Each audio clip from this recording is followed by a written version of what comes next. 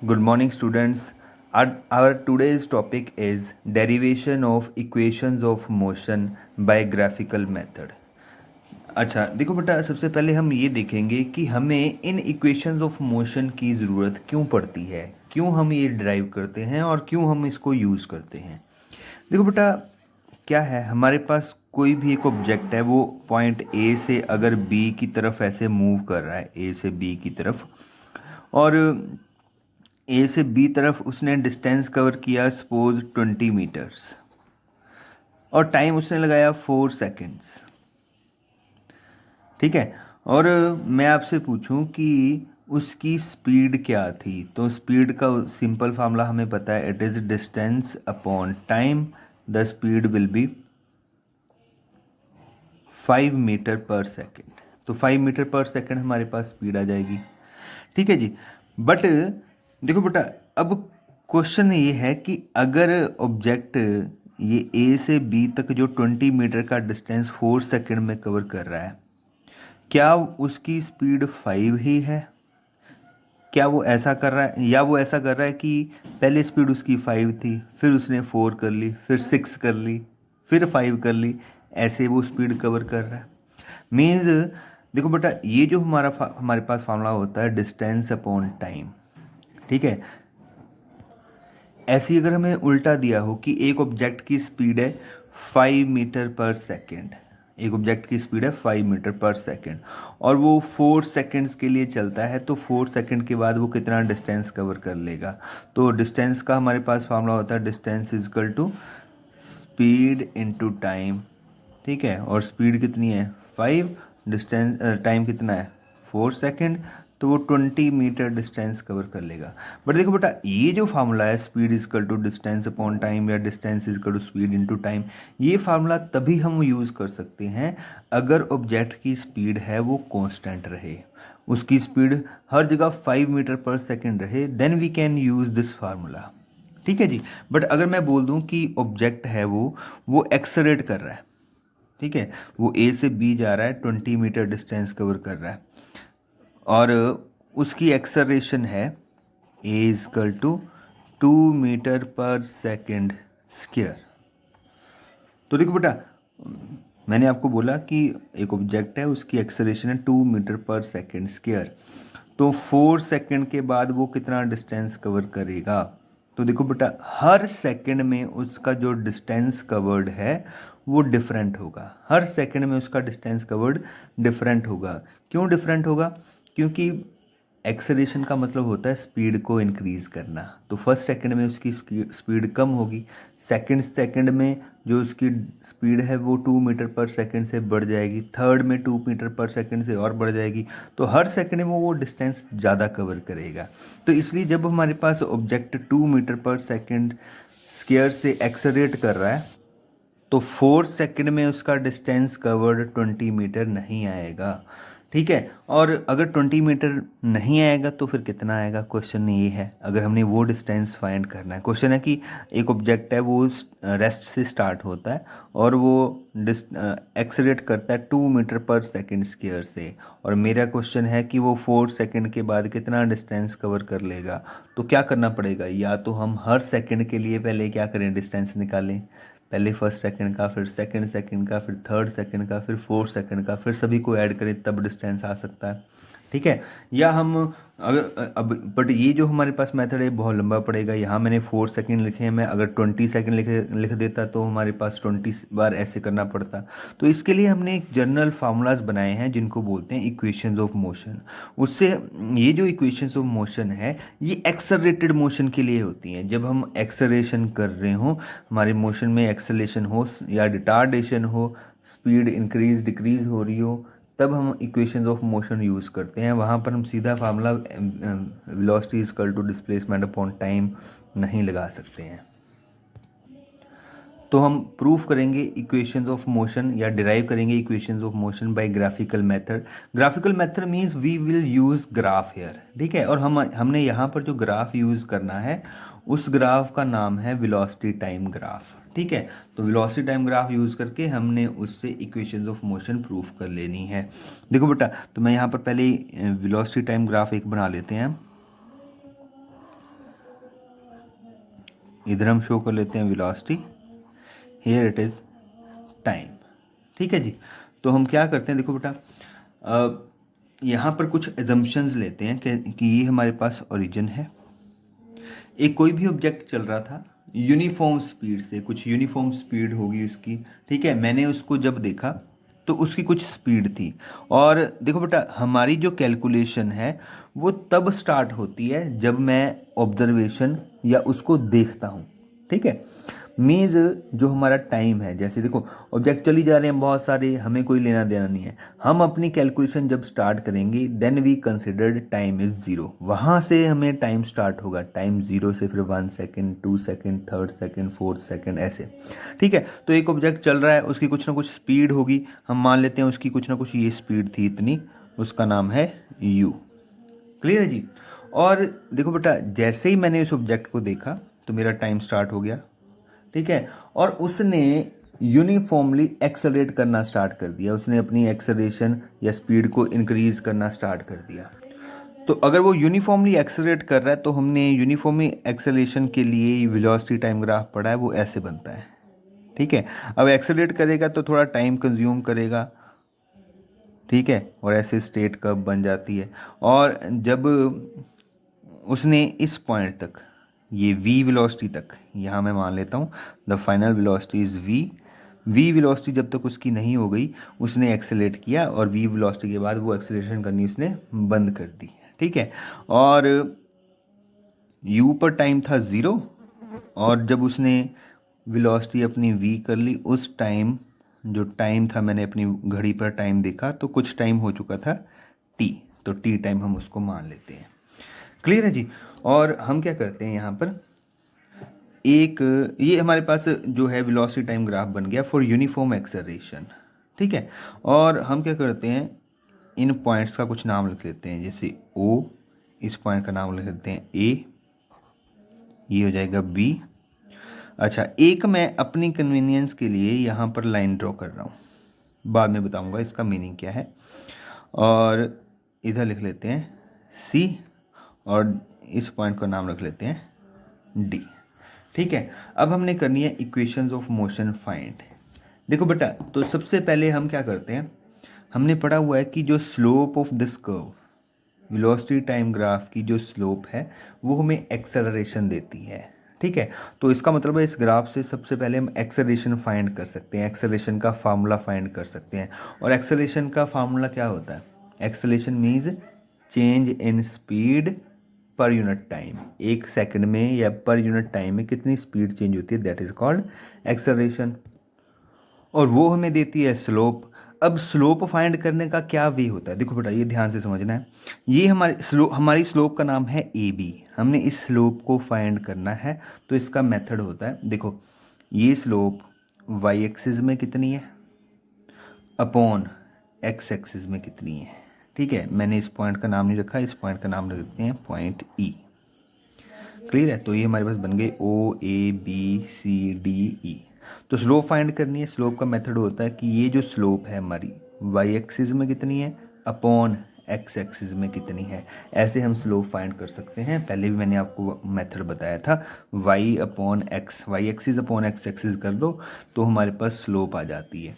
But हमारी slope पूरी Y axis में नहीं है, ये सिर्फ इतने से पार्ट में है, तो मेरे को इतना सा पार्ट ही कंसिडर करना पड़ेगा। तो हम बोलेंगे slope of the graph is,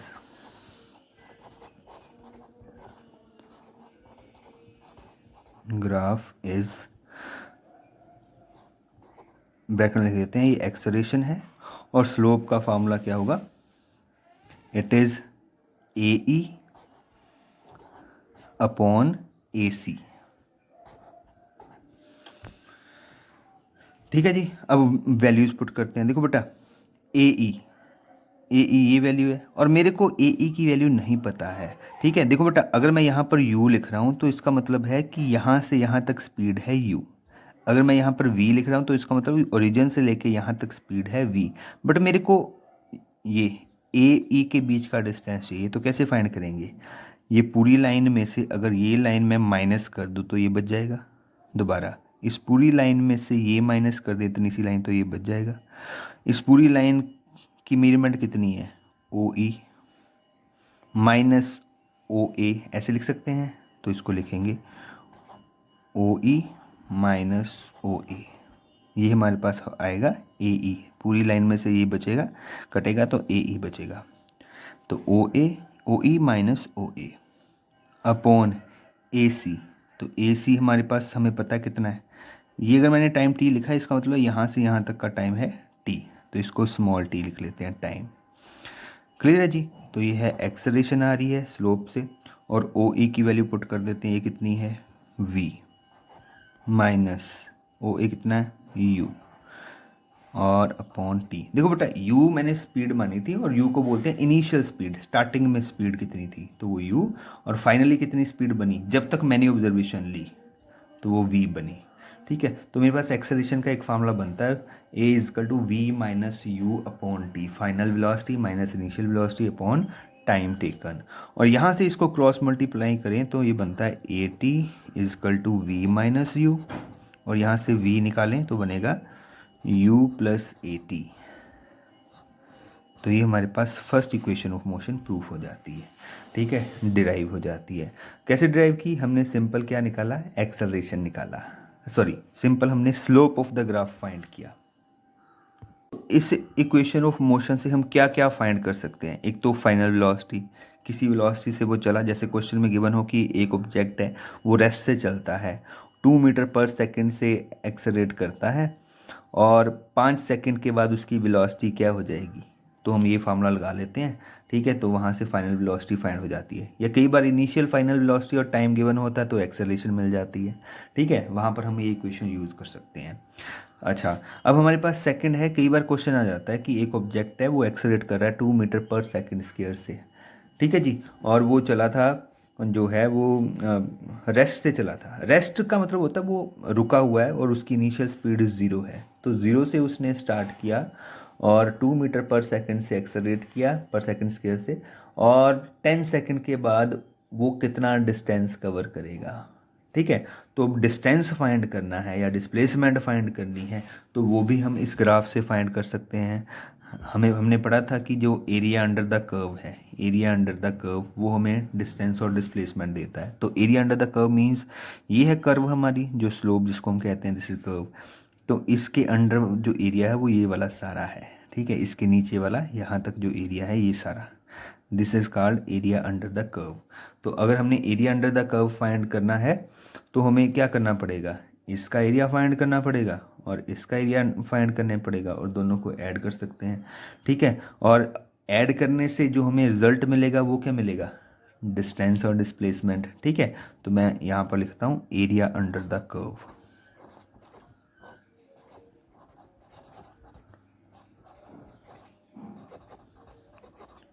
ठीक है, ये एरिया अंडर द स्लोप भी हो सकता है, ये हमें क्या देता है डिस्प्लेसमेंट। ठीक है, और ये किसके इक्वल होगा, एरिया ऑफ ट्रायंगल, देखो क्या नाम है, A B C plus area of rectangle A C D O. तो area of triangle A B C plus area of rectangle A C D O. Clear है, और एरिया हम find करेंगे, ये एरिया ऑफ, देखो ये जो हमारे पास ट्रायंगल बन रही है it is right angle triangle, और राइट एंगल ट्रायंगल के एरिया का फार्मूला होता है half into base into height. तो बेस कितना है, बेस इज ए सी, और हाइट कितनी है ओ बी, तो हम इसको लिखेंगे half A C multiply O B, और ऐसे रेक्टेंगल, रेक्टेंगल में लेंथ कितनी है O D multiply D C breadth. ठीक है, वैल्यूज पुट करते हैं, हाफ ए सी कितना है, देखो बेटा ए सी इजकल टू ये टाइम टी। ठीक है, और B C equal to B C फिर से देखो ये ए ई के इक्वल है, तो ए ई हमने फाइंड किया था, ये ए ई वी माइनस यू आया था। ठीक है, तो ये है ए सी इंटू सी बी आएगा यहाँ। ओके जी, तो ए सी कितना है, इट इज़ टाइम टी, और सी बी कितना है, it is v minus u. Plus O D T और डी सी यू। ठीक है जी। और देखो बेटा, हम ये जो फर्स्ट इक्वेशन है इसका यूज़ कर सकते हैं यहाँ पर। कैसे यूज़ कर सकते हैं? यहाँ से देखो v माइनस यू की वैल्यू कितनी है 80, तो मैं यहाँ v माइनस यू को 80 लिख सकता हूँ बाय यूजिंग इक्वेशन 1। तो एरिया जो है S किसके इक्वल बन जाएगा? It is equal to half t, v minus u की जगह मैं लिख दूंगा 80 और ये बन जाएगा t इंटू यू। इसको रीअरेंज करते हैं तो ये बन जाएगा S इजकल टू, देखो u into T U T plus half A T square, half A T square. तो ये हमारे पास सेकेंड इक्वेशन ऑफ मोशन बनती है। ठीक है, ऐसे हम second equation of motion find कर सकते हैं। अब थर्ड इक्वेशन ऑफ मोशन, देखो बेटा थर्ड इक्वेशन ऑफ मोशन क्या होती है मैं आपको पहले बता देता हूँ। ठीक है, फिर इसका प्रूफ करेंगे या डिराइव इसको करेंगे। थर्ड इक्वेशन ऑफ मोशन होती है v square minus you square equal to 2as। ठीक है, v square minus you square equal to 2as। V is final velocity, u is initial velocity equal to 2 acceleration into displacement. ठीक है, ये equation of motion होती है। अब इसको proof करना है। इसको प्रूफ करने के लिए पहले ना मैं इसको ब्रेक करता हूँ। It is s is equal to v square minus you square upon 2a। तो एलसीएम ब्रेक करें, v square upon 2a minus you square upon 2a means एक तरह से ये इक्वेशन मोशन भी हमें क्या देती है? डिस्टेंस और डिस्प्लेसमेंट कवर्ड। ठीक है, बट ग्राफ से हम डिस्टेंस और डिस्प्लेसमेंट कवर जब फाइंड करते हैं वो तो कुछ और आया था, वो तो आया था u T plus half A T square. But फिर ये फार्मूला हमने ग्राफ से कैसे बनाया? S is equal to u square v square upon 2a minus u square upon 2a। ठीक है, मीन्स इस ग्राफ से अगर हम डिस्प्लेसमेंट निकालें तो एरिया अंडर द कर्व निकलती है, वो तो हमारे पास ये आ रही है s is equal to u T plus half A T square.